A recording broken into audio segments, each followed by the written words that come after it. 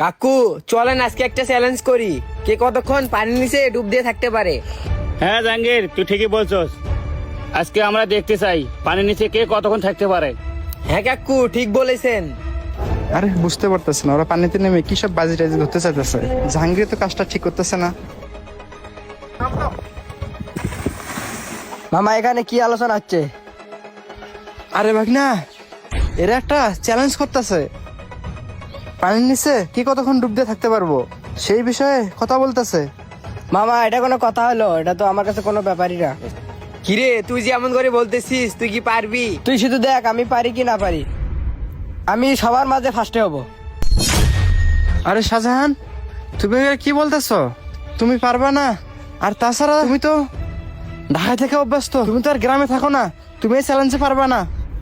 আরে মামা এটা তুমি কি বলতেছো? এটা তো আমার কাছে কোনো ব্যাপারই না। আচ্ছা ঠিক আছে, তুই যদি জিততে পারিস তাহলে তোকে আমরা 5 লিটার ঠান্ডা খাওয়াবো।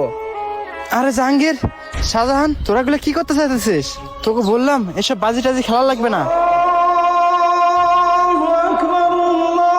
এই শাহজাহান, আজান দিতেছে, এই আজানের ভিতর এইসব খেলা খেলতে নেই।